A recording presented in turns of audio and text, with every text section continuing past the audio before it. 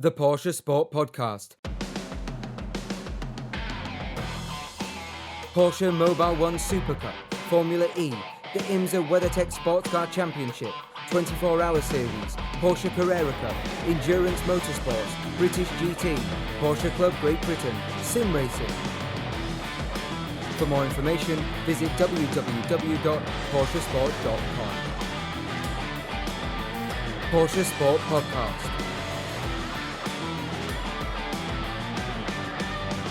Hello and welcome to episode 2 of the Porsche Sport Podcast. Thank you so much for tuning in. Thank you also to all of our new subscribers to the Porsche Sport Podcast. We really do appreciate and hope you've had the chance to listen to last week's episode. If you're new to the podcast, welcome. Just a quick recap of what to expect on this Porsche Sport Podcast. Every week we'll have news, interviews and discussion with all things Porsche and all things racing with the brand. Of course, Porsche's heritage is intertwined with motorsport, and every week there's always Porsches out on track for us to talk about. In today's show, we're going to talk about another packed weekend of racing as the world of motorsport returns to the track with the global lockdown beginning to slowly lift. We're starting to see some of our favourite race series get back out on track. So in today's show, we're going to talk about the IMSA WeatherTech Sports Car Championship in the United States, the Mobil 1 Supercup from Hungary, the Porsche Club of Great Britain Sim Racing Series, the European Le Mans Series from Paul Ricard, and the Sim Racers World GT Pro Series. And we also have an exclusive interview with our newly crowned Porsche Club of Great Britain sim racing champion Ryan Parkins, who has some really interesting insight into his sim racing career and some tips he got from one particular touring car legend. Now, I'd like to introduce my co-hosts and producer. First of all, we have the lovely Kat Impey here joining me on the show for the first time, and also our producer, Luke Holroyd. Kat, I'll come to you first. What have you been up to the last week or so?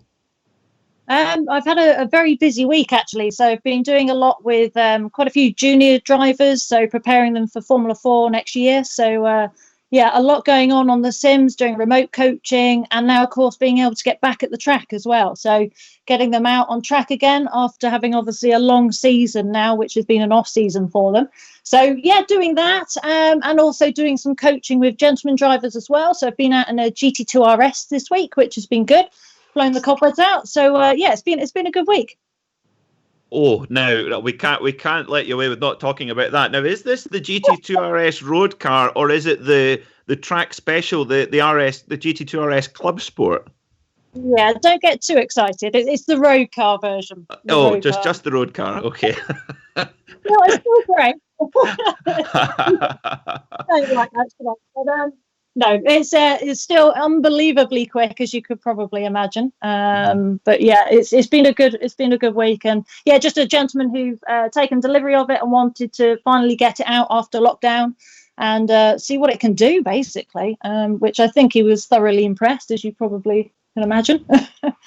I can, yes. And funny enough, last week we talked about the return of the GT World Challenge in the United States, the SRO series in the US, and they've created a wonderful new initiative called the Sports Car Club, which basically is a series that runs on track alongside the top level GT3 guys, but it's for effectively the kind of track special machines that a lot of companies are producing now. And of course, the GT2 RS Club Sport is one of those, and there's a big field of those already with gentlemen drivers with those machines with over 700 horsepower in those machines. So that's what was your assessment of the car from your experience, Kat?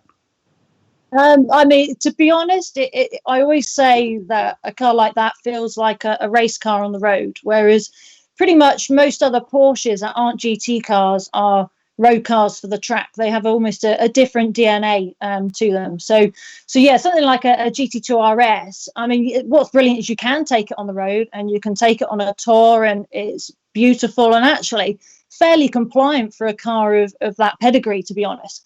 But of course, as soon as you do take it in its true environment on a track, it really comes alive, and you start to see really what it's about and why Porsche have the name and reputation they do when you get in these GT cars.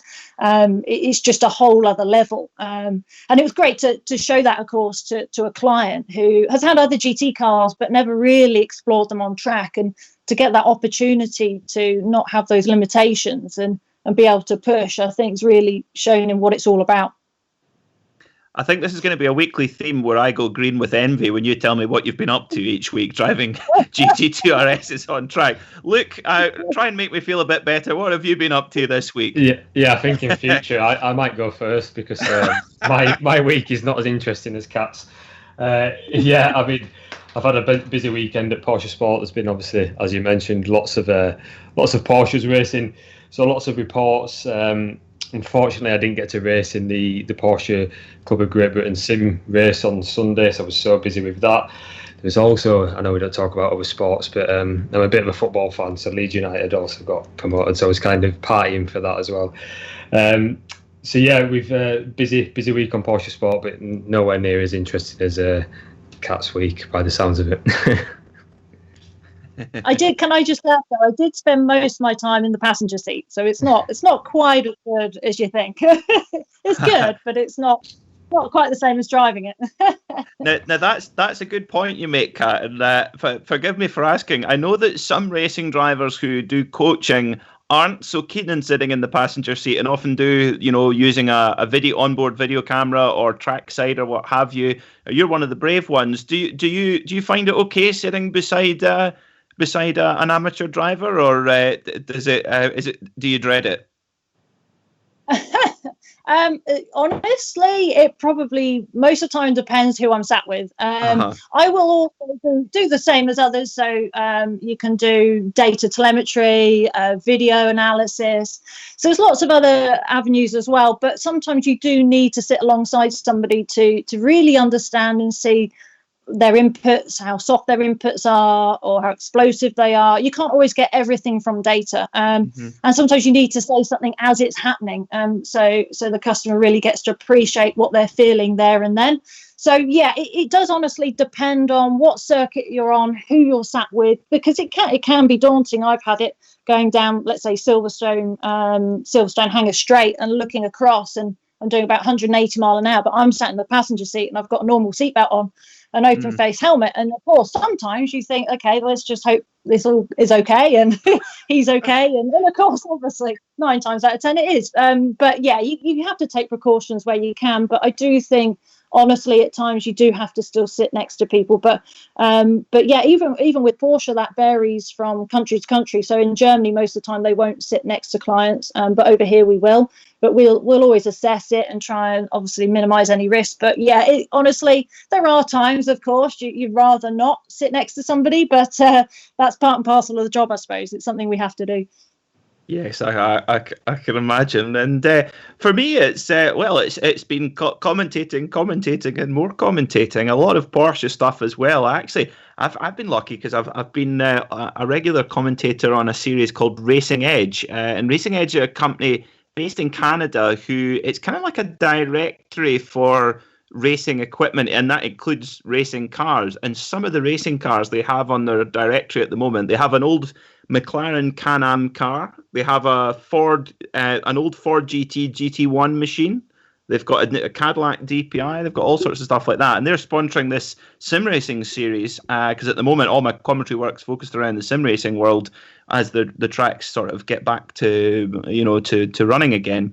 And it's Daniel Morad, former Rolex 24-hour winner in 2017, at the wheel of a Porsche, who kind of runs the series. I think he's maybe perhaps sponsored by Racing Edge. And every week I've had an amazing time commentating on that. And also the Porsche Owners Club in California as well, which means getting up at a very unsociable hour in the morning to commentate on that. But it's been a treat. But so much going on in the sim racing world, and Porsche in particular really putting a lot of investment into that. So I have to say, look, I feel we're definitely going to be the poor relation in what's been on this week compared to Kat. I think that's for sure. I think we need to up his game going forward. We do. So why don't let's get right onto it, because we've got another packed weekend of racing to talk about. Let's talk about the IMSA WeatherTech Sports Car Championship first, because I had the amazing fortune to go to the IMSA WeatherTech Sports Car Championships kind of blue ribboned event, which opens the season in January at the Rolex 24, and it seems a lifetime ago now,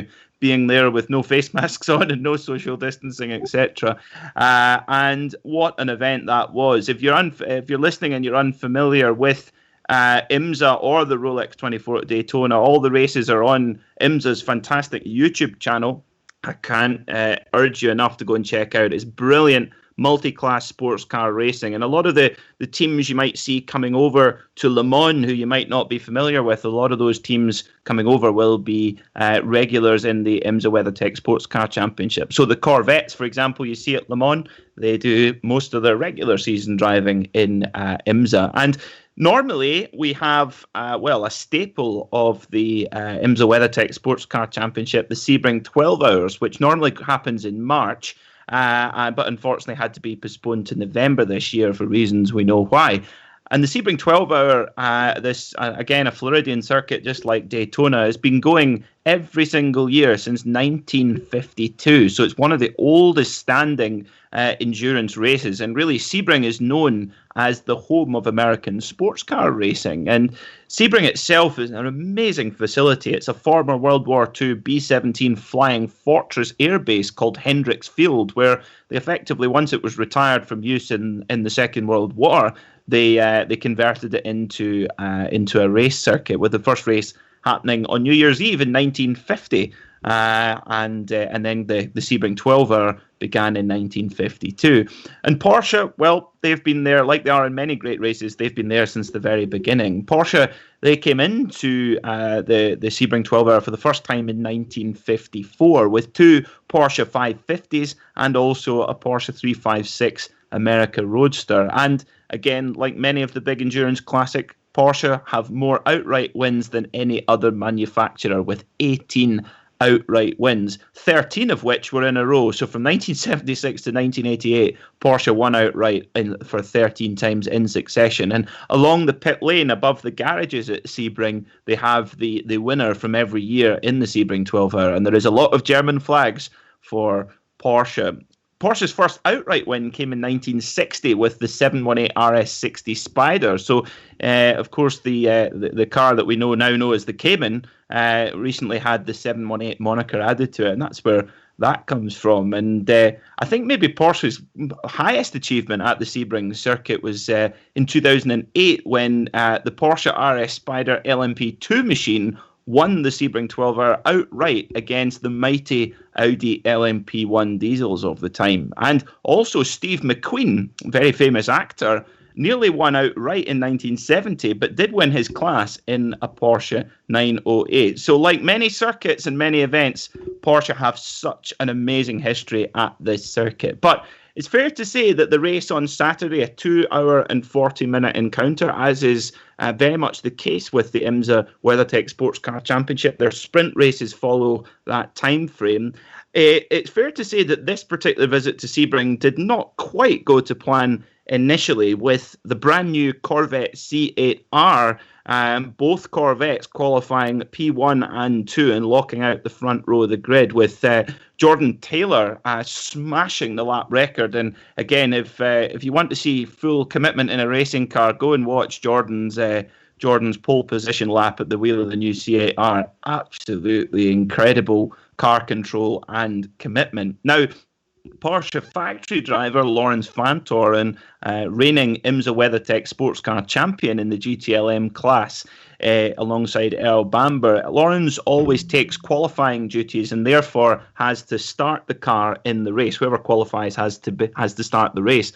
And Lawrence, he takes qualifying incredibly seriously, and when he misses out narrowly on qualifying, he's not a very happy Lawrence. And coming into the race, he qualified in 4th position, and a very angry and very determined Lawrence Vantor came out for the race, pounced immediately and went from P4 to P1 in 2 laps, which in a field as closely contested as the GTLM category in IMSA is quite extraordinary. And throughout the opening phase of the race, the 2 factory Porsches, the 911 and the 912, battled away with both the number 3 and number 4 Corvettes. And it looked like it was going to be a race-long battle between Porsche and Corvette, which we've seen so many times at Le Mans, Sebring, Daytona, and so on. But it all got flipped on its head when one of the LMP2 cars broke down on track. It broke down in the middle of the circuit. The number 8 Tower Event Starworks LMP2 Orica broke down in the middle of the circuit and therefore brought out a full course yellow.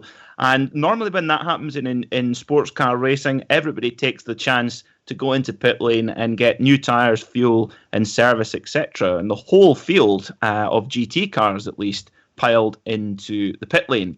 However, this was where it all went horribly wrong for Porsche, and unfortunately, because Corvette, the American team, who have such an amazing heritage in sports car racing. They've so many Le Mans wins, Sebring wins, Daytona wins, so many championships.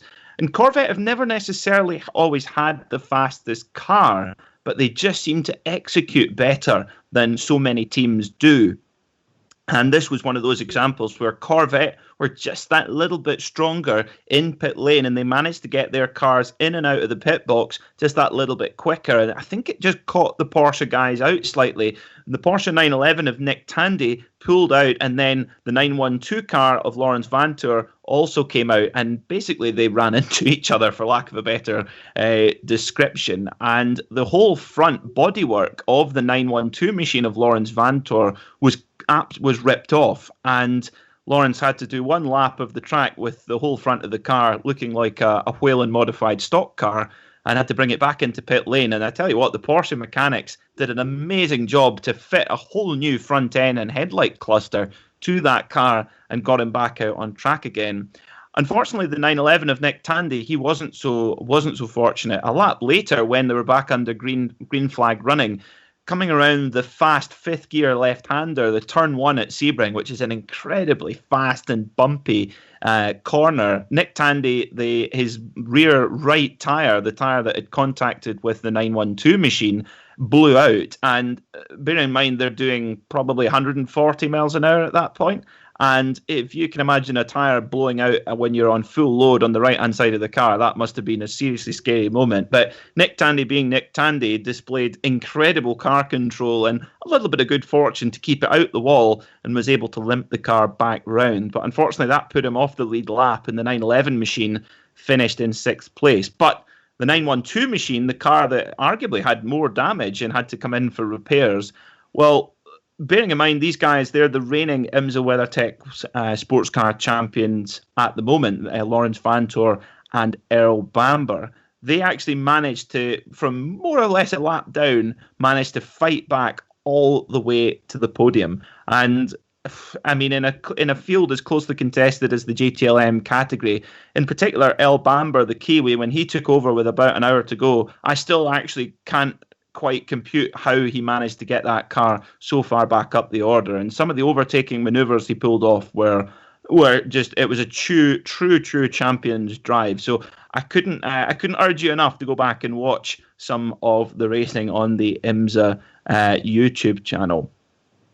In GTD, which is the Pro-Am category, so the GTLM category is very much the Pro category, and GTD being the Pro-Am category. So Kat mentioned earlier on about gentleman drivers. Usually in the GTD category, you have a gentleman driver who is effectively paying for the privilege to be there, and either paying a large part or all of the cost for a race program, and hiring a professional driver to share the driving duties. And Ryan Hardwick in the sole Porsche, which we're not used to saying that, the sole Porsche in the GT Daytona class, a 911 GT3R, run by Wright Motorsport, Ryan Hardwick is sharing with Porsche legend Patrick Long. But unfortunately, Patrick didn't get a great amount of time behind the wheel after Ryan crashed at Gendabian Corner, put it into the wall, and actually converted his 911 GT3R to a touring model by ripping off the rear wing. And those that know about the value of collectible Porsches, you know that would probably actually increased the value of the car by turning it to touring specification. But Gendebien Corner is actually named after one of the greatest sports car drivers of all time, Olivier Gendebien, who actually scored Porsche's first outright win at the Sebring circuit in 1960. So slightly ironic that was the corner that ended Wright Motorsport's race. So it was a third place for the 912, an amazing finish in their class, but unfortunately not so good for the 911 car, which continues to have a bit of a tricky season, finishing in 6th. So if I have to say, the IMSA WeatherTech Sports Car Championship, one of my favourite series in the world, with some of the most amazing circuits like Laguna Seca, Detroit, Belle Isle at Detroit, Road Atlanta, Road America, Sebring, Daytona, all these wonderful circuits. And the great thing is you can watch it for free live on IMSA.tv when the race is on, or if you live in the United States, the great folks at Michelin have actually sponsored free NBC Track Pass apps for anyone living in the United States who would normally have to pay for one of those streaming services. Michelin have funded free streaming for this season only. So if you're in the United States, take advantage of that offer thanks to the wonderful folks at Michelin. If you don't catch the race live, the races usually are published on IMSA's excellent YouTube channel about 2 to 3 days after the race. And all with the dulcet tones of John Hindhaugh and all of the Radio Le Mans team. So that was IMSA. Lots going on there. We're now going to talk a little bit about the Mobil 1 Super Cup with Kat and Luke. Luke, you were watching the Mobil 1 Super Cup at the weekend. What was going on there? Yeah, just before that, actually, going back to IMSA, I know you mentioned it, but I think everyone should go back and watch some of them overtakes. They were brilliant. You know, that Vantor was pulling off. And you think they finished in front of the BMW of Bruno Spengler as well. They did a brilliant job, a lap down to do that. So yeah, that was a brilliant watch. It was a good one. But yeah, to the Mobil 1 Super Cup. If anyone doesn't know, obviously we talked about it a lot last week as well. It's one of the support races for Formula 1. So they follow the Formula 1 paddock around for the year, and they pretty much follow the same format. So they qualify on a Saturday and they have the race on a Sunday, weather permitting. So they were at Budapest, the Hungaroring. And we actually had an interview last week with Dylan Pereira, who's the championship leader. So if you want to go back and have a listen to that, it was a good interview just to give an insight into kind of what's happening at the tracks. Obviously, there's a lot of COVID-19 regulations, a lot of face masks on display, and he kind of talked about what they have to do when they're entering the track and the tests that they have to have. They don't sound very pleasant, if I'm honest, but yeah. So that was a good interview to have a listen to. But yeah, they had the practice on Friday and it was very wet indeed. And Larry Tenvord, who managed to get the best time in practice, and he's definitely a fan in the wet. He was kind of ahead of the rest of the field. And then into qualifying on Saturday, it was very strong for Dylan Pereira, the championship leader, as I mentioned. But Kat, if I could just come to you on this bit, obviously, a lot of these drivers in this championship are rookies. In fact, I think the overall finish, 50% of the top 10 were rookies. Some of them might not have ever been to this track. You know, their first moments out are in the wet, and then they've got to go on the Saturday into a quali that's dry. How would a driver approach that from your perspective, Kat? You know, the practice in wet and then the straight out into quali into a dry session.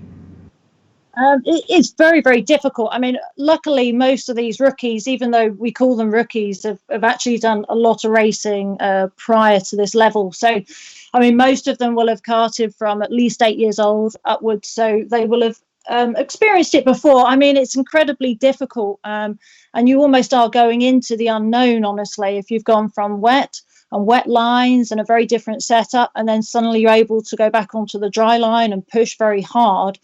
How hard you push can be tough, especially if you don't know the track that well.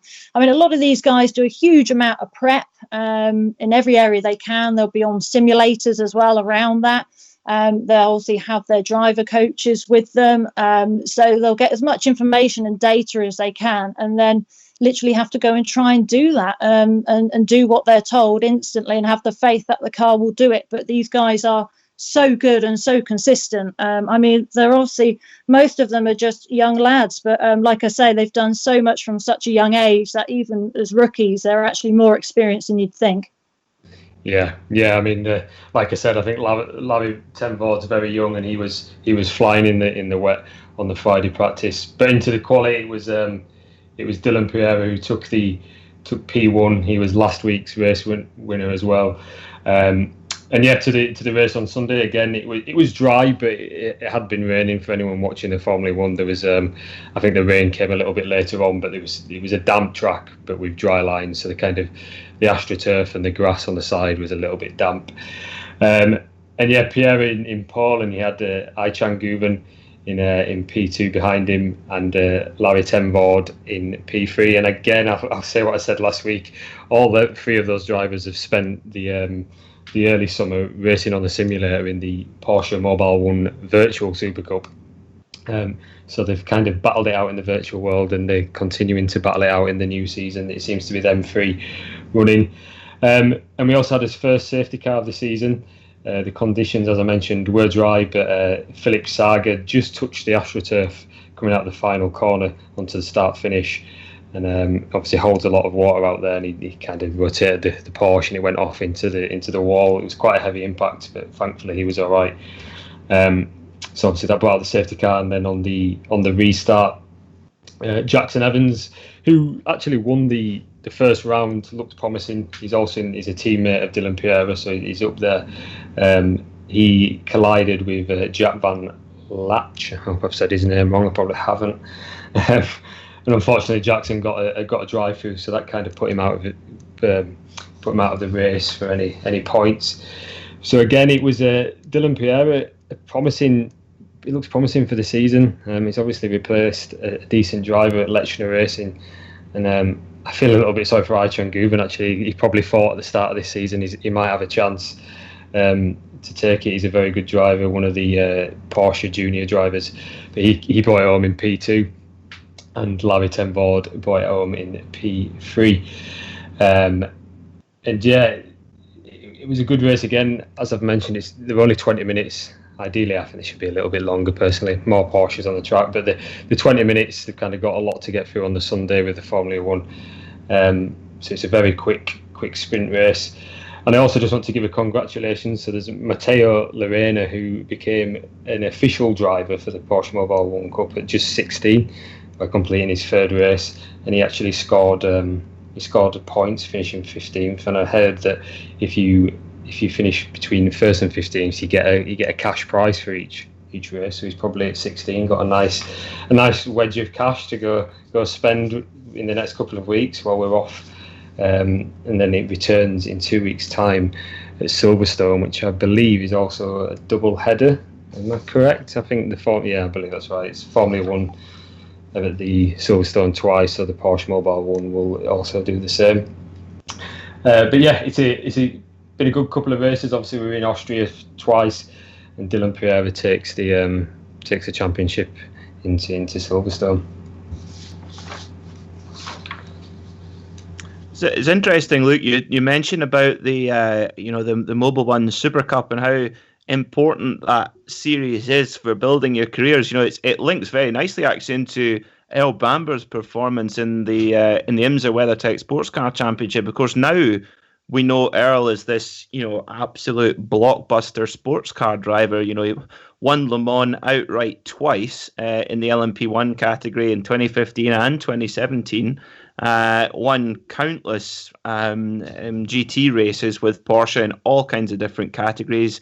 He racing at Mackay in America and all kinds of places like that. But Earl, he is one of these typical single-seater drivers who was incredibly quick, but effectively just run out of financial backing. And he moved over when he was very young. He moved over when he was 21 to Malaysia from his native New Zealand, and started basically instructing at the Sepang circuit just outside of Kuala Lumpur.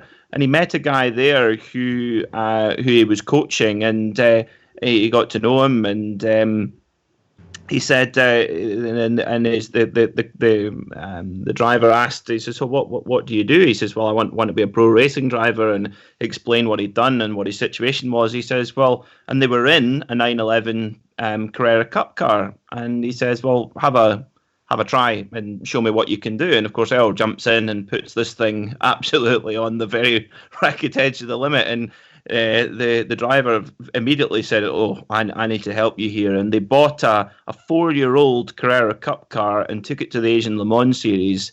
And El Bamber went out and dominated the Asian Le Mans Series for 2 years. And in the second year also went to the Mobil 1 Supercup and won that as well in convincing fashion. And 6 months later, he was standing P1 at Le Mans in the LMP1 category with Nico Hülkenberg and Nick Tandy. So it just shows you what can come from doing well in that particular championship. Yeah, and I can't believe how young some of them are. You know, they're racing at 16 in that, and with the kind of support race of Formula One, it does get noticed. There's a lot of eyes on that. So yeah, as you mentioned, it's a good platform to kind of put yourself out there, to hopefully move up maybe into an RSR, into GT racing that way. Yeah, it certainly is. And Kat, tell us a little bit about the car as well. And it's quite a unique layout for a race car. Normally you see race cars have the engine in the front or in the middle, but of course it's unapologetically a 911. Tell us, you've had a little bit of experience in these cars. Tell us about it. Yeah, so I always feel that the 911 has an unfair reputation, to be honest. I think people assume having the engine in the back means it's going to be very difficult and very challenging. But to be honest, it is honestly where you want the engine to be. So especially with a modern 911, they've pushed the engine slightly further forward, so it sits more over the rear wheels. So, of course, these cars are rear-wheel drive. So you've got lots of weight over those back wheels generating traction. So the biggest thing with them is just understanding that once they move, they're fairly friendly, honestly, to a point.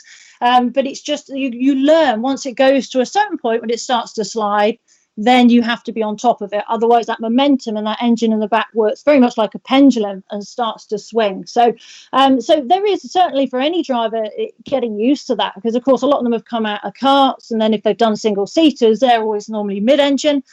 So then going to rear engine, there is definitely a difference, but I actually don't think it's as difficult as people first assume. And these cars aren't what they used to be. I mean, the platforms are much bigger. Everything's evolved. The tyre technology's evolved. And like I say, these engines, even though they're still in the back, they're not hanging over the back. So they really are where you want them to be. But yeah, certainly for any drivers, still a little bit of adjustment. But honestly, they're very close to a single-seater in many respects, far more than people would ever imagine, I'd say. That is fascinating. Well, what do you think, folks? Shall we talk about some European Le Mans series? Look, you were having a look at that, but Kat, I want to come to you first about this, because a friend of yours, Catherine Legg, she didn't have the best start to her week over at Paul Ricard. No, unfortunately not. So on day 2 of the pre-season test in the morning, unfortunately, she had a very heavy accident on, I believe, turn 6, actually. There's been talk, actually, that something may have broken on the car. I don't know if that's been confirmed yet. But, yeah, she had a very heavy crash, and she's broken, I believe, her left leg, and she's fractured her right wrist, I believe. I mean, she's no stranger to an accident. Catherine Legg's an amazing driver and unbelievably quick, and will push no matter what. But she's had a more extreme accident than that back in 2006 with the Champ Car Championship at the American, what's it called? American Road America. Road America, that's it. Mm-hmm. So yeah, Road America. Mm-hmm. And yeah, she had to the point where her father actually thought she wasn't going to make it. It was that bad. So I'm sure this seems honestly very, very light in comparison. But yeah, big disappointment for her and the other girls in the team, of course, an all-girl team. Great promotional opportunity for everybody. Really good, strong trio. So yeah, not at all the start that she would have wanted. But the main thing, she's okay and she's recovering and she should be back with us soon. Well, let's keep our fingers crossed. And of course, poor old Catherine, she's just not had the luck at all this season. I had the privilege of chatting to her at Daytona this year, where she was in the gear racing Lamborghini. It's got to be one of the coolest race cars I've ever seen, with the kind of comic book paint scheme that was all over it. If you've never seen it before, just look up gear racing Lamborghini. But they didn't have a very good race there as well. The car actually burst into flames on the start-finish straight with Christina Nielsen at the wheel. And actually now the gear racing team has split with Grasser Lamborghini, so now there's no drive for her at all in IMSA. And then of course this is the start. And of course Catherine said that one of her big dreams was to go to Le Mans, and she has that opportunity. She has her spot on the grid in this car with Sophia Flörsch and Tatiana Calderon, who was also in the car at Daytona as well. And let's just hope that she's got 2 months to get back fighting fit again. And I'm sure you'll agree with me, Kat, that if there's anybody who can get back in the car and anyone who's tough enough, it's Catherine Legge. So we wish her well. But look, there was lots of there was high profile all around in the European Le Mans series at Paul Ricard. There was somebody a household name that many people might know at the wheel of a Porsche. Yeah, so Michael Fassbender has been kind of the talk of the paddock, and something we've covered on a Porsche Sports website. For anyone who, I'm sure most people know him, I mean, I had to Google some of his films, but I've seen quite a lot of them. But he's obviously been in the X-Men, 12 Years a Slave. He's done all sorts of films. I think he played Steve Jobs in Steve Jobs.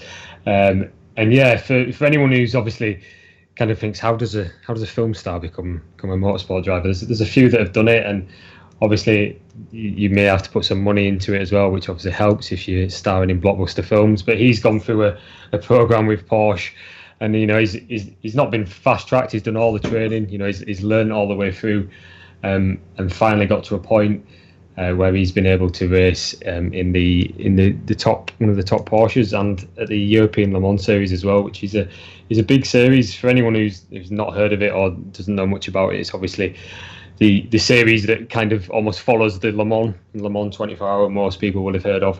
It's a good platform to basically get your seat and your car for Le Mans 24 hours. So that's obviously one of the highlights we were looking at. And there was he was racing for Proton Competition Porsche, and they fielded 2 cars for this race at Paul Ricard, and it was a lovely weekend. The weather, shame I wasn't there. The weather looked beautiful, and I have to say as well, not Porsche related, but the amount of prototypes that they've got on the grid. They've got LMP2s and LMP3s, and yeah, from when the lights went green, I was like, wow, that is a lot of LMP cars. A good sight to see as well, and I guess good for in terms of the economy, that there's still a lot of teams out there that are putting money into prototype racing. But there was an issue with Fassbender's Porsche, unfortunately, that did involve a prototype. On lap 21, as Fassbender was going into turn 1, he was out on the right hand side, going under braking.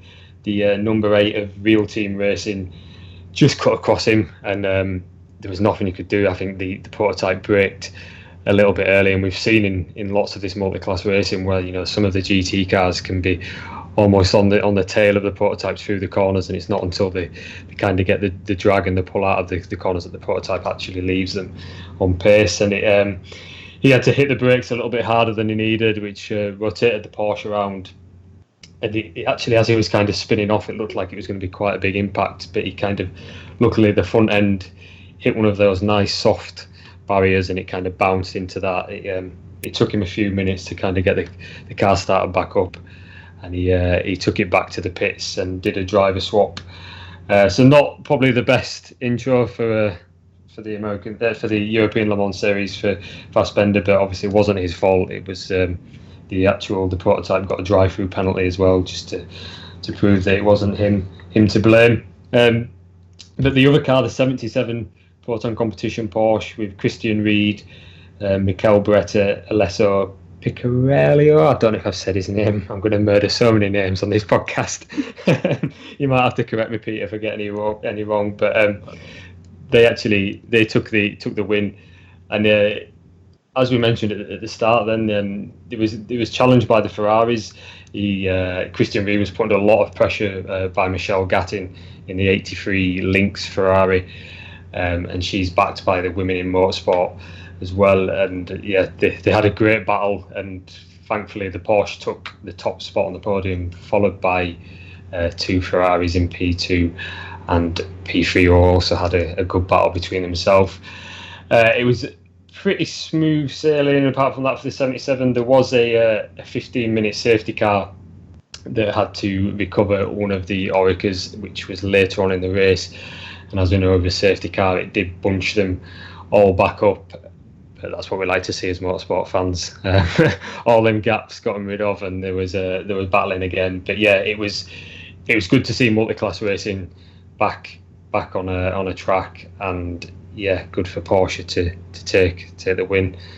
But yeah, it was fascinating to see Fassbender out there, and obviously challenging with the prototypes around them as well. Kat, I don't know if you've ever done any multi-class racing or any training on that. If you've got any thoughts on how do you approach multi-class racing, especially if you're in the slower class? Yeah, it's difficult. I think there's so many cars out on track at once. I mean, I've not been fortunate enough to do the Le Mans series, but I've got friends that have, and they rely very much on, they've got like a little track map in their car, and then they have little flashing lights. So they'll know by, let's say there's a green light flashing behind them, they'll know that's an LMP1 or LMP2 or LMP3. That's coming up. So that gives them a clue of kind of the pace of the car behind, and what to do. But no, you're right, with Fassbender, it certainly wasn't his fault with what happened. I mean, as good as a Porsche will stop, when you compare it to an LMP2 car, it's not going to quite match up to it. So I just think the LMP2 car was just a little bit hasty cutting back across and hit the brakes obviously hard, and I think it just caught Fassbender out, to be honest. But yeah, it's I think for all of them out there, it's difficult because you've got different experience levels, different paces. But the main thing that we would always say to anybody who's going into something like that is just always try and keep to what you would normally do, and people will get around you. It's when you're unpredictable, and we've seen that in Le Mans before in the 24 hours and things, with more gentleman drivers where they try and almost move out the way for an LMP1 or LMP2, and that's when the accidents happen. So they almost just have to carry on with what they're doing, having their own race, and the other guys 9 times out of 10 will just get round them and carry on, really. Yeah, and just for fans, if you do want to watch the next round, it is at Spa on the 9th of August, and you can also watch that on YouTube for free. I'm actually really, as much as the COVID situation's obviously ruined motorsport, it's nice to see so much motorsport free and available for us to watch on YouTube. So yeah, the 9th of August, we will be at Spa for the second round of the European Le Mans series. Yeah, I have to say, I have to echo that sentiment, Luke, about the. I think particularly I think more series could really take a leaf out of that book. We see the European Le Mans series, really good TV coverage with excellent commentary from the Radio Le Mans team, Bruce Jones and Jonathan Palmer. Very good, very well informed. Really know the sport inside out and commentate on it on a regular basis, and that really adds to the broadcast. Also, mention IMSA again. Again, it's Radio Le Mans who are basically contracted to do the commentary for that, and like you say, it's available for free. And quite honestly, how do you get people interested in a sport? Well, let them sample it. It's I'll give you an idea. I'm a as you can imagine, a motorsport absolute fanatic since I was a little boy, but I don't have Sky Sports F1, for example.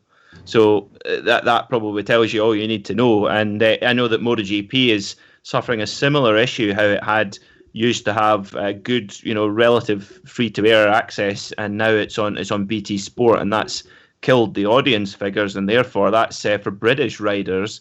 They've really struggled to get backing because it's not on free-to-air television in our home country. So I have to totally agree with you there that with YouTube now, and of course with YouTube, your audience is potentially enormous.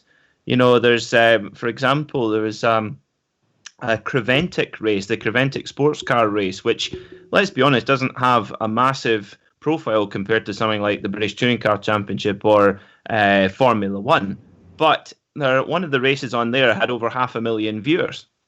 And I think any race organizer would be happy to have 500,000 viewers. And I think that's one thing that YouTube or live streaming does give you that platform, that ready-made platform to access. And I think there's other ways for the revenue streams to work other than just, I think the days of Bernie Ecclestone massive TV deal, I think they could be coming to an end in the next little while, I would wager.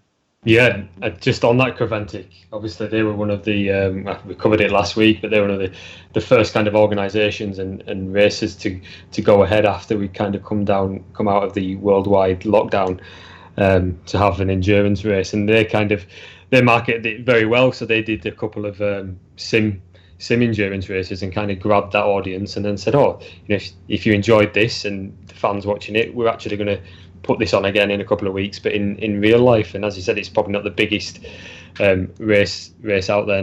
It's not that well known, but they kind of capitalised on an audience on YouTube that was kind of thriving under lockdown.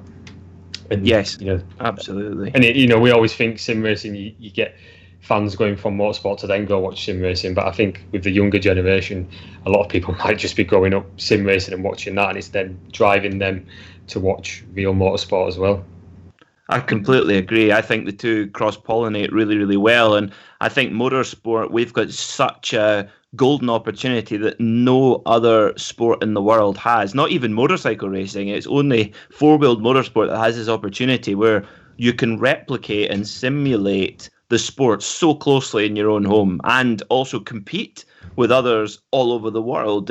But having, you can have a very sophisticated, as we'll hear, we've got an interview coming up with Ryan Parkins, the Porsche Club of Great Britain sim racing champion. He talks a lot about how the setup he's got at home, and it's amazing how close you can replicate something, bearing in mind you're sitting in your living room, how close it is to the real thing.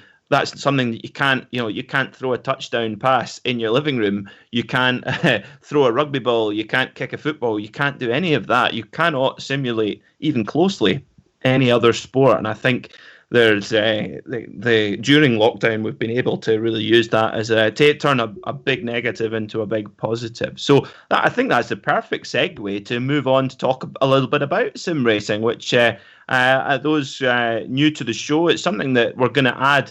Every week there'll be a small section all about what's going on in the sim racing world. The sim racing world, racing online, esports, whatever you want to call it, it was an ever-growing category before the COVID-19 lockdown, but my goodness me, has it grown. It's probably accelerated 3 or 4 years in 3 or 4 months. And actually, funnily enough, when I spoke to Alan McNish last week, for an interview, he actually worked on the TV crew for the virtual Le Mans 24 hours, and he was mightily impressed. And he said that event alone has brought the game on massively, and I think he actually used the words game changer as well. So if someone at that level of the sport is giving it that kind of endorsement, that's higher praise you won't find. So let's talk about sim racing. Well, one of the main categories that we cover here on the PorscheSport podcast is the Porsche Club of Great Britain sim racing paddock, which, although it's incredible to think it's only 3.5 to 4 months old, and already we have an amazing championship that's already nearing its conclusion, with the finale due at 1:30 p.m. on Sunday, live on Sim Racers World TV, the season finale at Brands Hatch. But the season champion, Ryan Parkins, he was crowned this weekend at Spa. But we had 2 first-time winners as well. And, of course, in the Porsche Club of Great Britain Sim Racing Championship, we have 2 20-minute races. The first race is set in qualifying order, and then the second race is a complete reverse grid, taking the result of race 1 and flipping it on its head. So all the faster drivers, they've got to make their way through the pack. And the results are entertaining, to say the very least. But we actually, for the first time ever, we had 2 first-time winners, with Gavin Halls, PorscheSport driver, winning race 1, and Paul Riga getting his first win of the season in race 2. Luke, what did you take away from the weekend in the Porsche Club of Great Britain Sim Racing Championship with Ryan Parkins being crowned as champion? Yeah, obviously, congratulations to Ryan. He's almost been untouchable all season, and I think he was fully deserved the win, taking the championship a weekend earlier than obviously the finals. That just kind of shows the dominance he's had and the points scoring throughout the season. We touched on it last week as well, but just kind of to mention the quality of driving is just improving weekend by weekend. Obviously, the reverse grid, the fans love it. It can be carnage, but I've noticed over the past few weeks the carnage has kind of slowed down a little bit. Everyone's giving each other room on them at least opening corners, knowing that there'll be some slower drivers in front. And great to see two new winners as well. I think Gavin Halls has chased that win all season. I know I'd spoke to him after the race, and he's kind of been looking for that win and doing everything he could to get there. And he's been up there throughout the season, and just been unfortunate, whether that's through traffic or just a small error. And obviously he's had some very fast guys around him as well that have kind of taken that win off him. And Paul Rieger he did brilliant in the reverse grid. He kind of started on the pole and just drove away as everyone battled behind. The perfect way to take a win. Also, you've got P2, 3 and 4 all battling away. I think he was 12 seconds up the road by the time he saw actually Ryan Parkins, I believe, who was coming through in second. I think he did think he was going to catch him, but with a 12-second gap in such a short race, he did well there. But it was a good race, and again, as he said, this season's been brilliant. We've got the interview coming up with Ryan, who kind of touches on a lot of the subjects, but the group of drivers and fans, and kind of, there's a lot of people in the Discord channels and the chat that not even driving the championship that are still there supporting it. So yeah, I'm very much looking forward to next season as well. I'll hopefully be driving again myself. You never know, Kat might join us as well on the grid. That's the plan, hopefully. I'll probably regret saying that, so it'll be just someone else that's way up ahead of me. Now, Kat, before we went on air, you, as always, we've had so many great insights from you today. But you made a very interesting point about how you've had the very lucky opportunity to drive the real world 911 Cup car, but you were saying that actually in the sim it's actually even trickier in the sim. Can you tell listeners a little bit about that and how it differs in the sim to the real world? Yeah, so I was quite surprised, to be honest, because I've not done a lot of sim racing, but I'm getting more into it because of lockdown and training young juniors as well. So I knew it was time to get a simulator for myself and start racing and helping others with that. And yeah, because I know the Porsches very well and the Cup car, I wrongly thought I would be most comfortable in that. And I was quite shocked, to be honest, how difficult it was. And I've been doing another championship in F3, and that had gone really well. In the opening round, I won, which was awesome. Not what I was expecting at all. But it was a very different story in the Porsche when testing. And because I always find the 911, as I was saying earlier, actually it's a bit of a pussycat. It has this reputation that I just don't think it truly is.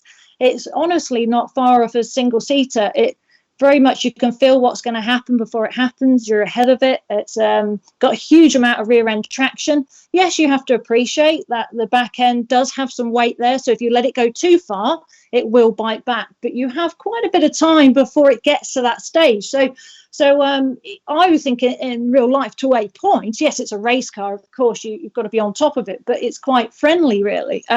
Whereas on the sim, I really, really struggled. And apparently I'm not on my own, thankfully. So yeah, there's been quite a few people struggling with the Porsche in particular, the GT3 Cup car. That is a lot more tail happy on the sim than it actually is in real life. Not forgiving at all, and you only need to touch the tiniest bit of dirt or surface change and it's round, whereas in reality it's just, unless it's extremely wet, it's not like that. So yeah, it caught me by surprise. I mean, you tune into it because you have to learn and overcome it. But yeah, it wasn't the direct comparison I was perhaps expecting to find. Well, you've certainly made me feel a lot better, Kat, because that's that rotating and that spinning around on the grass. I can certainly relate to that part. So I don't feel so bad now. Now, speaking of mastering that particular car on iRacing, the man who has really he just loves that car, the 911 GT3 Cup car, and obviously won the Porsche Club of Great Britain Sim Racing Series. We're now going to take a very brief break into an interview with Ryan, and there's some really fascinating insights from someone who's got no real-world racing experience, very little time on track, but someone who's really taken to sim racing like a duck to water. So enjoy the chat with Ryan, and we'll be right back after it. Very special interview here on the PorscheSport Podcast with the inaugural Porsche Club of Great Britain Sim Racing Champion, Ryan Parkins. Ryan, welcome to the PorscheSport Podcast. You've had a couple of days for it to sink in since clinching the championship on Sunday. How does it feel to be the first ever Porsche Club of Great Britain Sim Racing Champion? Hi, Peter. It's great, isn't it? I'm still getting messages from lots of different people about it. And just kind of brings a smile every time you get a notification, and I'm really, really happy with the whole thing. I can imagine. And where did sim racing begin for you? Is it something that's been a part of your life for quite a while? It started when on the Formula One games when they first came out on the PlayStation. I was on the friends on the joystick, and then I saw an offer for a wheel, like a really basic thing, for £100, and I got that. And then the games got better, and then I kept buying more things, and it kind of stopped for a little bit. And then I got a go-kart, just a very creational thing with my dad and my brother. And then I was like, I'm going to get back into it again. And I kept building up. So like most people, you just go and start small, and the more interest you get bigger and bigger and bigger. And you get more into it, and bigger and better games and you end up in iRacing. It's just a progression. Yeah, exactly. Of course, iRacing is kind of the ultimate simulator available right now. When did you start? When did you join iRacing, and how much of a step up was that for you? I joined in 2014, I think. It was really big, but I think I struggled quite a lot because I was just on my MacBook laptop with my wheel attached to a coffee table, sitting in an office chair. I took the wheels off, and I had a load of filming and lighting equipment holding it all together. So it wasn't the best situation to be starting in. But then learning in just when you first go into it, just the MX-5, and having to try and apply what you know in the real world of a car works into a simulator, rather than just whacking the wheel to the left or the right and then hoping it sticks into like the F1 games or Gran Turismo, where back then it wasn't as delicate as it is now, or there wasn't as much fidelity. And just trying to understand of what is being processed in the simulator and trying to have that feedback with you in the real world. It was definitely really interesting, because you could be racing someone really high up and really important, or a professional driver, instantly. And it was just such a rewarding feeling when you first start out. It's certainly for us up in the commentary box when we've been broadcasting all the races in the Porsche Club of Great Britain sim racing paddock. Myself, Chaz and Jack, my colleagues in the commentary box, we've always said that, particularly in the reverse grid race, the second race of the day, where normally if you've been up the front, as you most often were in the first race, having to start at the back in the second race, and well, as we've seen, it almost without fail, absolute chaos in front, and it's been really interesting to watch you just quietly pick your way through the field. So is that, I see, so is that where that skill was then developed, if you like, for watching, Formula One over the years? Yes, that, and all types of racing, like everything. I watch sports cars, endurance racing, Indy cars, even motorbikes, but it doesn't make sense to me thinking about just that one corner. You need to be preparing 2 or 3 corners ahead, and knowing that if you put your car at a certain corner, you're going to be compromised out of the next one. And if it's a straight, you're going to lose it, because if they take a wider line or the correct line, they're going to get more traction. But we're not talking the whole length of the straight. We're talking just that middle turning point of when you start to squeeze the throttle down. They can do it 5 or 10% more, and that's why they've got faster speed at the end of the straight. And I'm not really a kind of guy. I want to be racing these people. I'm the kind of guy where I want to come down the inside and not have to force them wide. I want to show them where I'm going, what I think, and tell them what I'm thinking by putting the car there and then beating them in a straight fight, rather than you see like some people like all motorsport, they probably turn in a bit later into a corner, so the other person can't get a better top speed on the next straight. I much prefer to think about what's going to happen a few corners ahead, rather than just get past now and then. You can do it at a much better time and save time, lap time overall, by not fighting it out. Unless sometimes you have to get your elbows out, but first do it in a much cleaner way, save time, especially up the road. Interesting. Now, let's talk about the car that was chosen for the first season of the Porsche Club of Great Britain Sim Racing Championship. It was arguably the most fickle and notorious machine on iRacing.com, the Porsche 911 GT3 Cup car. And it's a car which is raced in the real world all over the world, but it's very unique. Typical Porsche 911, it's got the flat six engine mounted right in the back of the car, not even the mid-engine. A lot of people think it's mid-engine, it's not. It's rear engine right over the back wheels, which gives it a completely different feel to most other racing cars. And also, of course, that in the series, the cars were given a fixed setup, so effectively you've all got an identical machine. How did you get to grips with this fickle machine, and did it take a while to get comfortable with it?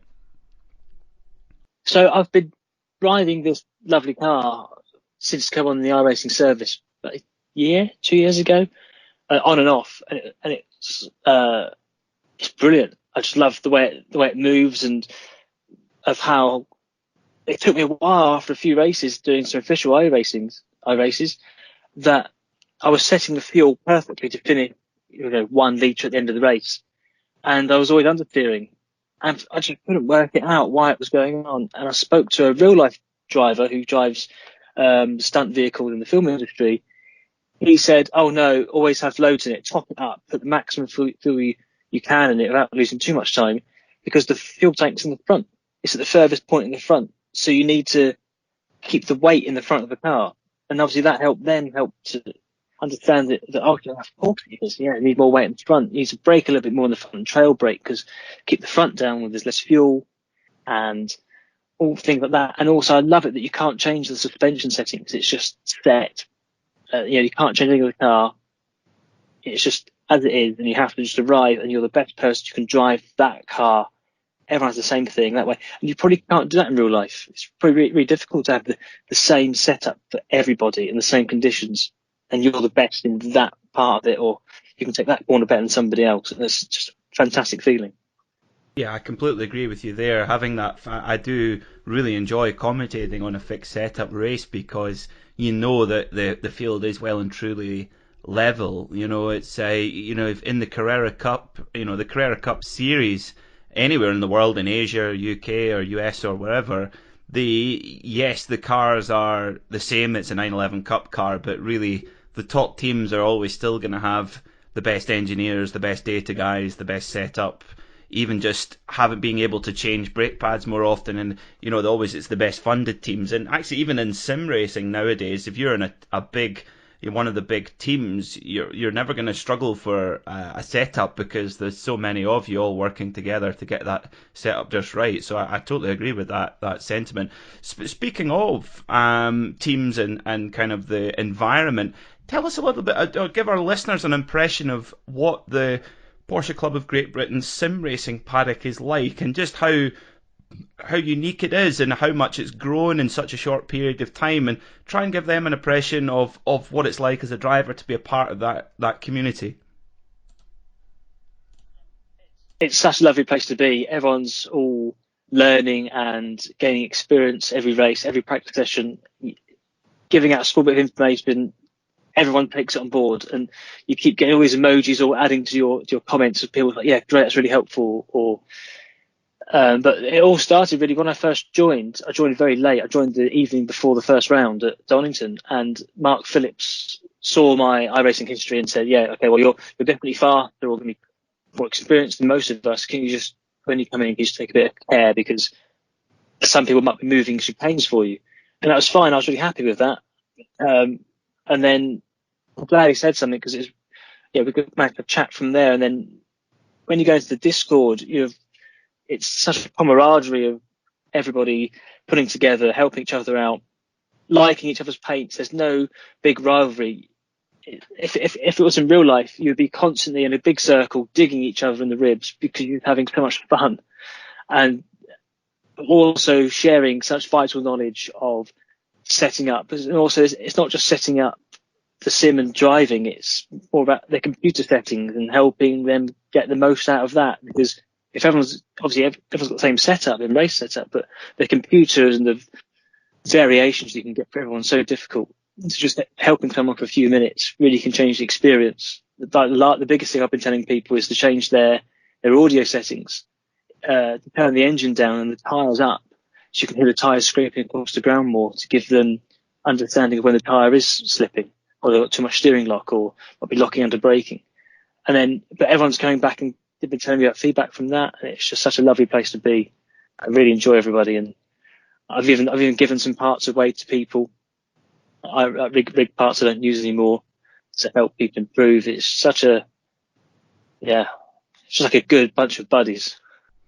It has. It's. I have to say, I totally agree with you. It's been a joy even to be a part of it from a commentary perspective, knowing that exists. And really, I think sim racing, for those who are unfamiliar with it, I think sim racing is very much a new emerging area of club motorsport, which there's a lot of people who are going to drop out of club motorsport due to cost, or not get into it at all due to cost, but can get into sim racing. And I think in the next decade, sim racing is going to be the new kind of club motorsport. So it's brilliant to see such initiatives progressing so quickly. And I think that, as you say, the growth and the popularity of the Porsche Club of Great Britain sim racing paddock has been extraordinary. Now, last few questions before we let you go, Ryan. Now, I remember when we first started chatting, you told me about a filming project that you did in your day job, where you met touring car legend Gabriele Tarquini. Now, tell us about that experience meeting a racing driver of that level, and did he give you any helpful tips when you guys met? Yeah, he's such a lovely man. I met him I was filming for Hyundai for the i30N car, and he was driving the World Touring Car version of that, and it's just an amazing little car. I got to sit in it. I didn't get to go around in it, but I got to sit in it and hear it, and 5 or 6 mechanics. But we filmed him for 2 days on the road, going, travelling shots, left to right and all these nice things. And then we spent 1 day at a small track outside Milan.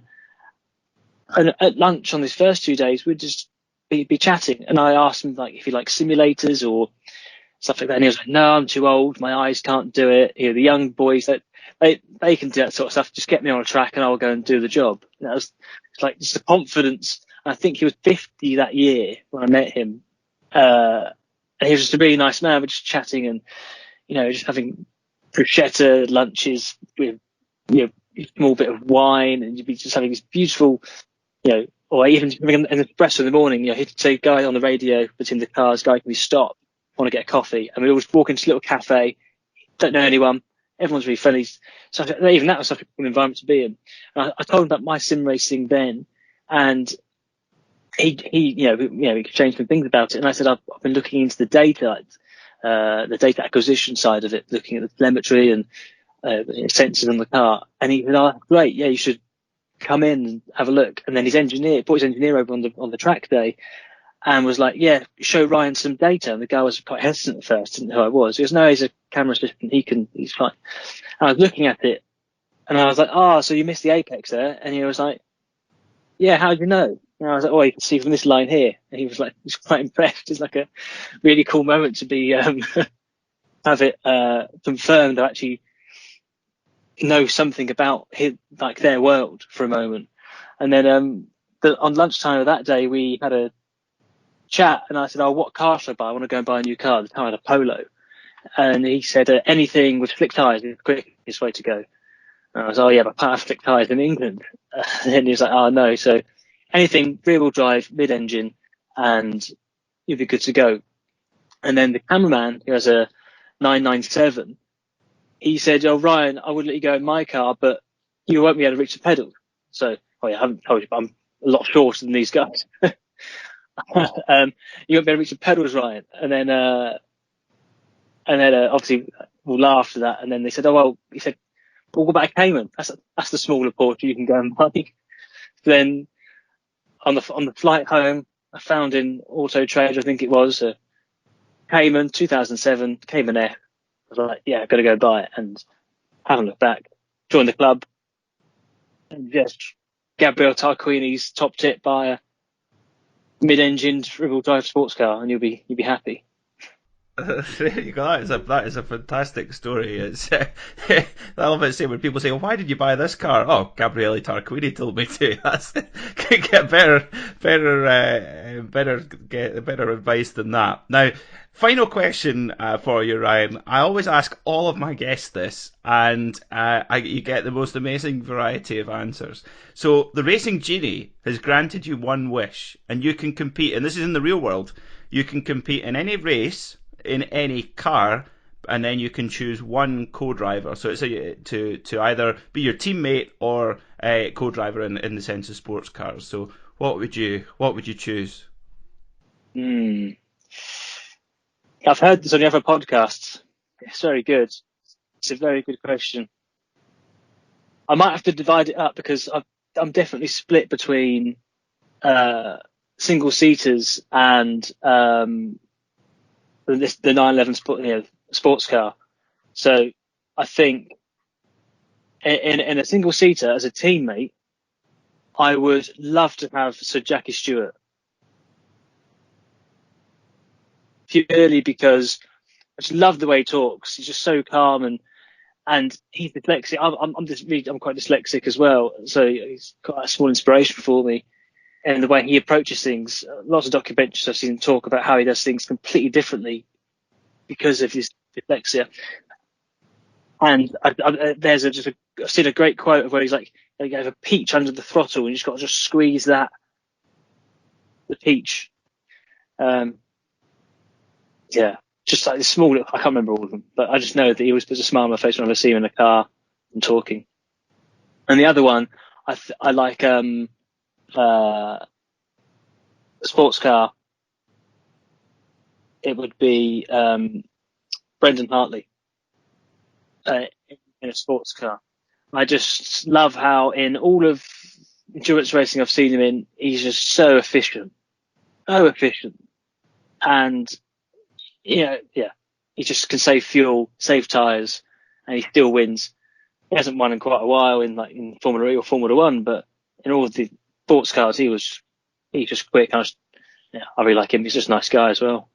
He was, and he got, when he was a Porsche factory driver, he got that drive by sending basically a stab in the dark email to Andreas Seidel saying, "Hi, I'm Brendan Hartley. I'm a single seater driver, but I'd really like to be involved." And they brought him in and they hired him. Just shows you it's shy bairns don't get sweets, as they say. Now let's talk cars and race. What's the car and what's the race you would choose for those guys?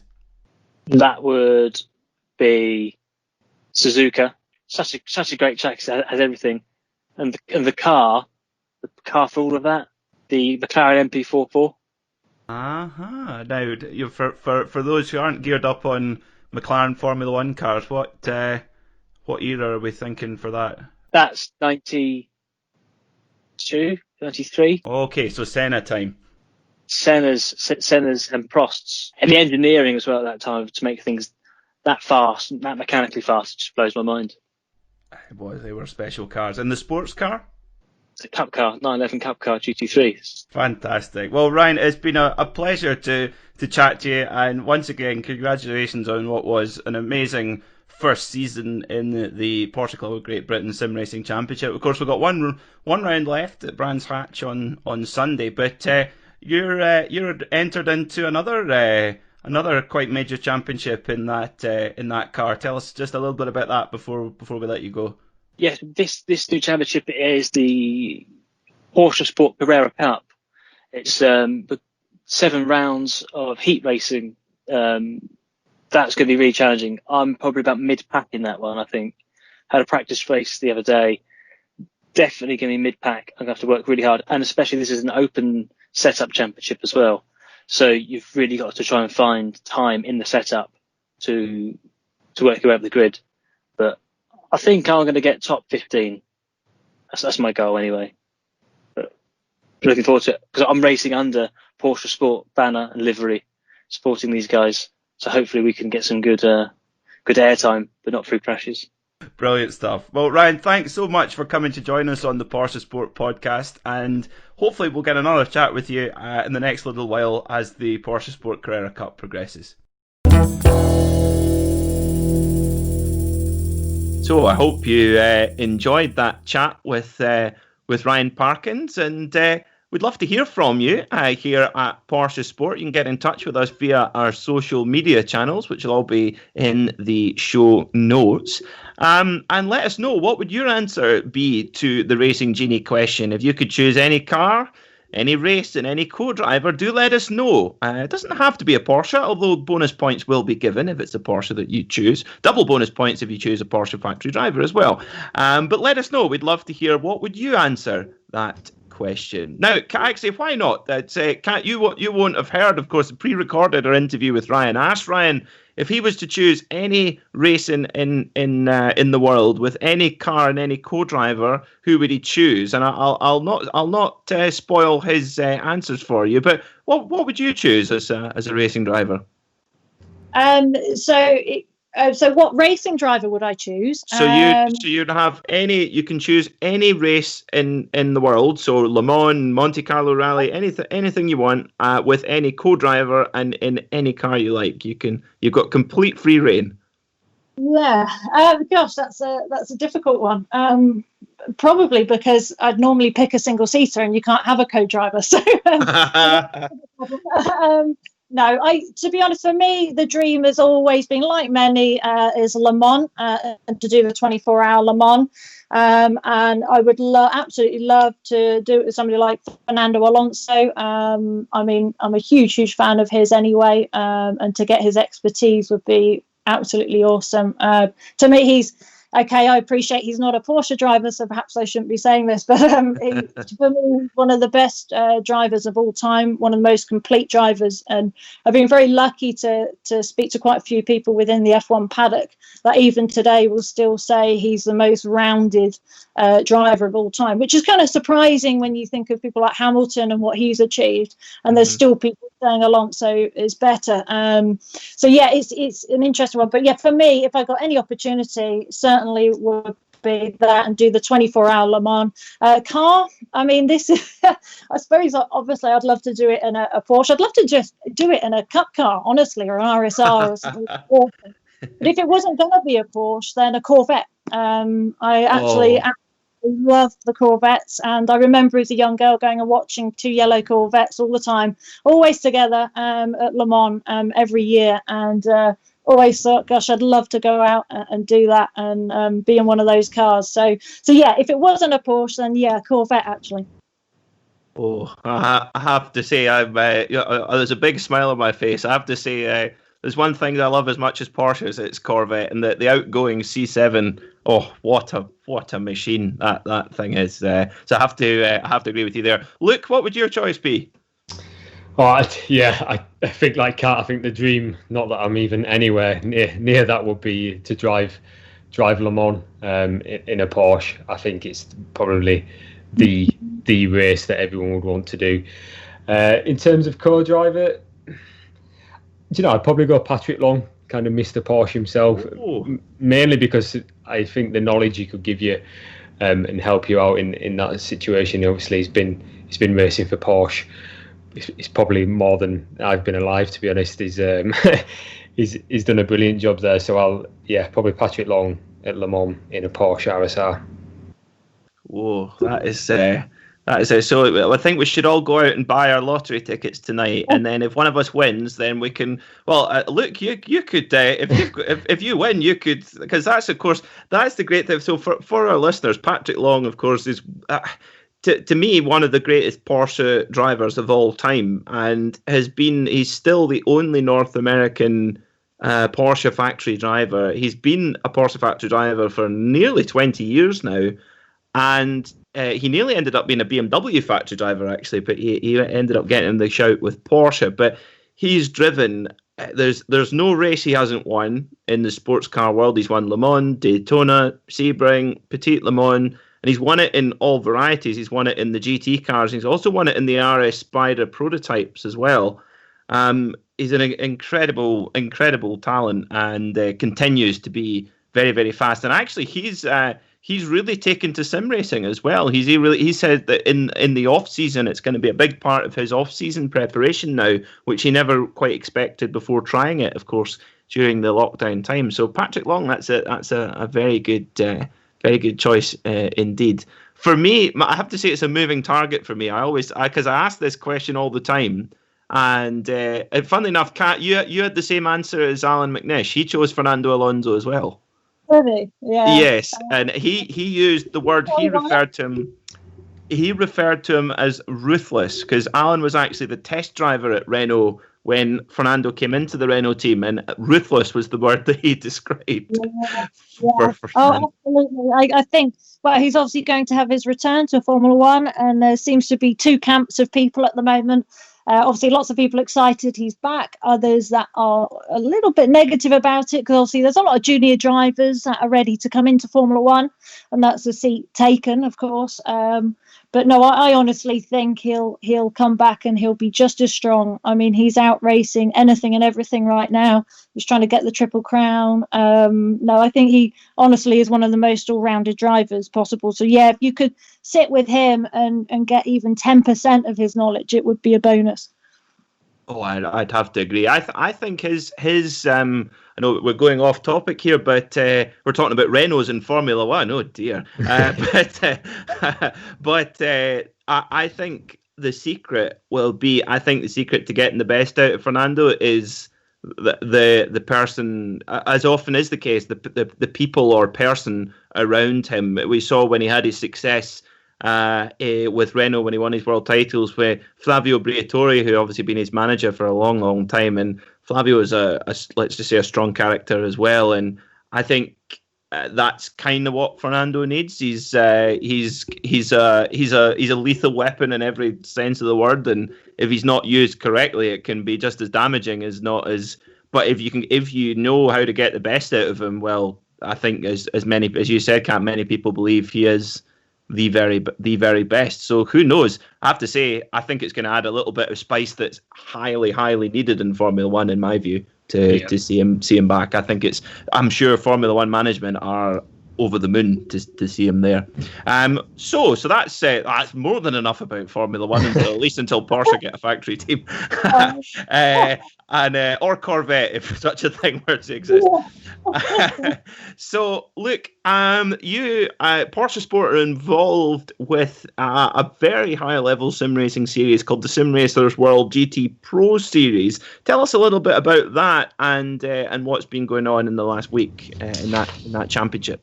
Yeah, there's lots of sim racing stuff going on at Porsche Sport at the minute. It's hard to keep track. But yeah, the Sim Racers World GT Pro Series, again on iRacing for anyone who's not heard of it, the simulator, and it runs fortnightly, so every 2 weeks. And there's two leagues. So we have a Pro League and an Evo League. The Pro League runs on the Wednesday, and the Evo League runs the following day on the Thursday. I have to say, I was going to enter the Evo League, and the class in that is unbelievable. You know, some of the times are matching some of the pro drivers, the Pro League. So it's very competitive, and it's in the GTE class. So you've got obviously the Porsche RSR, you've got the BMW M8, Ford GT and the Ferrari. Peter, you might have to help me on that one. I don't know which Ferrari it is. The 488 GT. 488. Yeah, twin turbo.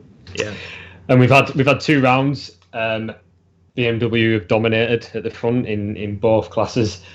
And for anyone who's new to iRacing, we have something called a BOP, which is a balance of performance. It can be in real life motorsport as well, but obviously iRacing every couple of months do updates to the cars and to the tyres as well, and basically try to balance out the field. And sometimes it works in favour of some brand manufacturers, and sometimes it works against you. And I have to say, currently the Porsche seems to be struggling in both the Pro and the Evo leagues. As I mentioned, BMW and G Drive Racing seem to be topping the league at the minute. We did actually have Ryan Parkins, who we had the interview earlier with, from the Porsche Club Sim Racing Championship. He's joined the PorscheSport team, so he's teamed up with Caravan Sharkey. I'll get that in before you do. Yes. And Austin Greater X as well. So there's 3 PorscheSport drivers, and actually Ryan is a brilliant driver. He took to it very well. He in the pro race on the Wednesday was actually up into 6th place, I believe, the highest placed Porsche by quite a long stretch, probably outperforming what the Porsche could actually do there.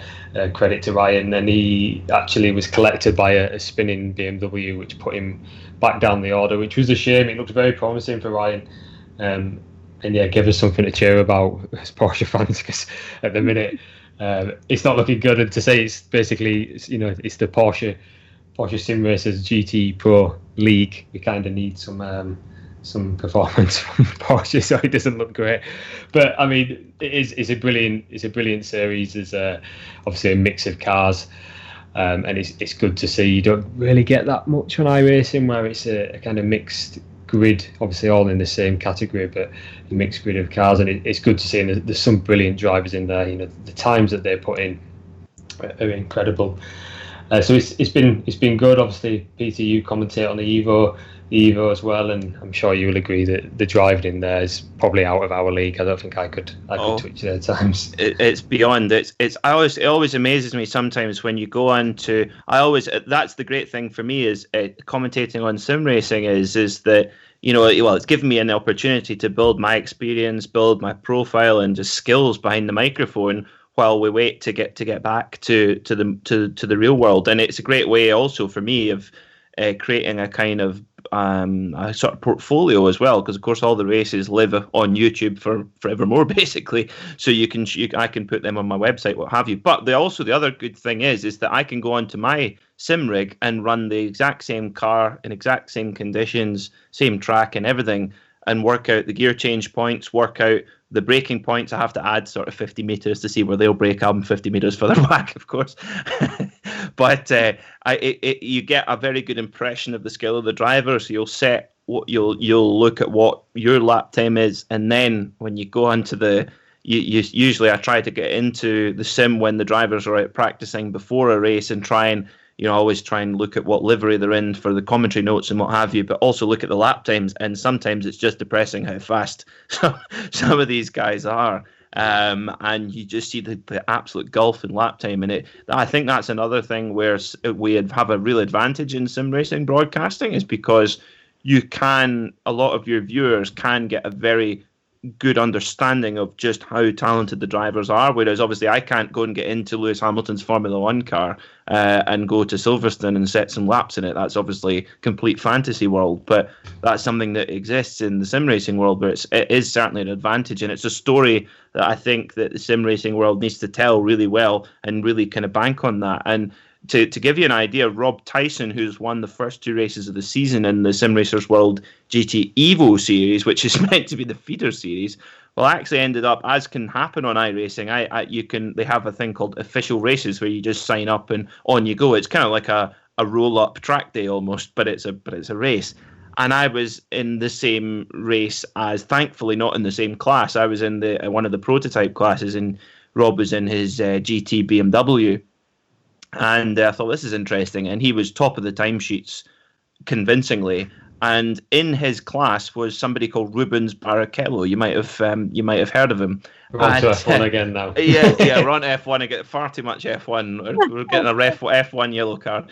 And Rubens Barrichello, former Ferrari Formula 1 driver, teammates with Michael Schumacher, etc. Doesn't really need an introduction. And he was miles faster than Rubens Barrichello, who is a very experienced sim racer as well, believe it or not. So that kind of gives you an idea of the talent level. So if it sounds exciting, it is. Tune in, Sim Racers World TV on YouTube, all for free, as they say, on Wednesday and Thursday nights. I think it's, from my memory, it's about 7:30 UK time, something like that. I should know that, shouldn't I? Now, Luke, I can't tell you. Sorry, go on. I was just going to say, so we go to Watkins Glen next on the 9th of August, I believe, is the next one. And I just wanted to touch on the fight just very quickly on the Pro League. For people listening, again, if you've not really heard about sim racing, these guys are taking it very seriously. It's not just, they don't just turn up on the day and jump in the virtual car in the simulator and set off. We have practice sessions that run all through the week, as you would do in a real life race series. We have stewards that are obviously there for protests if there's anything that drivers do wrong and people want to appeal anything after the race. It's run, the guys at Sim Race as well do a brilliant job, and it's run like a real life series, and these guys do take it very seriously indeed as well. They do, yeah, they absolutely do, and you'll see a lot of drivers racing for teams and what have you. Now, look, I can tell you one place where we can guarantee that Porsche are going to win. We have the first round of the PorscheSport Carrera Cup on Sunday, which of course is obviously, as the name suggests, all GT3 Cup cars taking place. We've got a 7-round championship. With an incredibly deep field of high-quality drivers, starting at 8 o'clock UK time, live on Race Spot TV on YouTube, starting at the Nürburgring GP circuit. Tell us a little bit about the series and how PorscheSport got involved. Yeah, so obviously we kind of want Porsche to win, so that was probably the obvious one to choose. We'll just field a grid of Porsches and then we can't lose. We got talking to the guys at Race Spot TV about doing this, and obviously we're both familiar with the Porsche Club Sim Racing Championship. It's a similar format to that, but they'd already got a lot of the drivers kind of signed up, and we're looking for a title sponsor.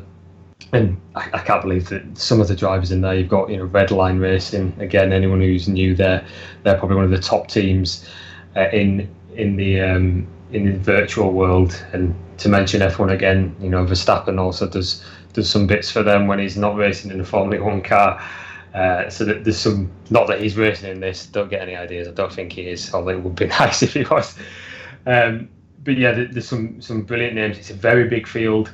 I think there's a waiting list as well of like 50 plus drivers who kind of wanted to get on, but can't. And as I kind of said with the GT Pro series, it'll be taken very seriously with lots of practice sessions and a good series, and fascinating to see that many Porsches on the track, to be honest. So hopefully it'll be some good clean racing. We've got a few entries. We've got Ryan Parkins again.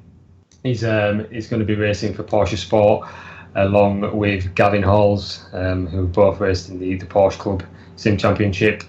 There's also Mark Phillips, again from the Club Championship, will be racing in there. And as we heard from Ryan's interview earlier, he thinks he'll be somewhere around the mid-pack. So that kind of gives you an idea of how quick some of these people are. And iRacing has something called an I rating, which basically, for the higher you get up, you're given an I rating, and there's some people in there with some of the top I ratings on the simulator, which takes a lot of time and effort to get that high. So I'm looking forward to it. Peter, you'll be on the commentary again, so it'll be some good coverage. Yeah, very, very exciting indeed. And we've got a lot of classic circuits like Imola and Interlagos as well, which is going to be provide some brilliant racing. And the format actually is really good. It's very much short heat racing, so there's no time for dithering around and saving fuel and any of that nonsense. It's get your elbows out and go for it. And I think that's going to be it's going to be like rallycross but with 911s on tarmac. It's going to be great. So it's going to be very, very entertaining from a TV perspective, and thoroughly looking forward to covering it. Now, that's about all we've got time for here on the Porsche Sport Podcast. We hope you've enjoyed the episode. But before we go, what have we got? What are you guys looking forward to this weekend with Porsche racing? For me, we've got the Porsche Club Championship Real Life returning, which is at Alton Park. We covered it last week on the feature. They were down at Netterton, I think I've got that right. Mm-hmm. But yeah, they're at Alton Park this week. Again, we spoke about it last week. It's good, we talk about having this GT racing back and the stuff at the top end, but it's also good to have club racing back. So that will be some interesting racing. There's, we've had Strasser, who are friends of the show and friends of Porsche Sport. They've got 4 entries, I think, and then they've also got a Boxster in that. So that will be a good race. We've got no Mobile 1, as I mentioned. That's until F1 returns back at Silverstone. IMSA obviously is not this weekend. So we might actually have less to report on next week, which I don't know if it's a good thing or a bad thing. We've had a lot to cover today. But yeah, I'll be looking forward to listening to that at the weekend. I don't think there's any TV coverage, but I will also put some stuff in the description for this podcast of how you can go and at least listen and look at the live timing from Alton Park this Saturday. That'll be good. And Kat, what sort of exotica are you off driving and sliding around and having fun in this week? Yeah, so a bit of a busy week. I mean, there's more coaching with remote drivers, so single-seater stuff, Formula 4, Formula 3, that kind of thing.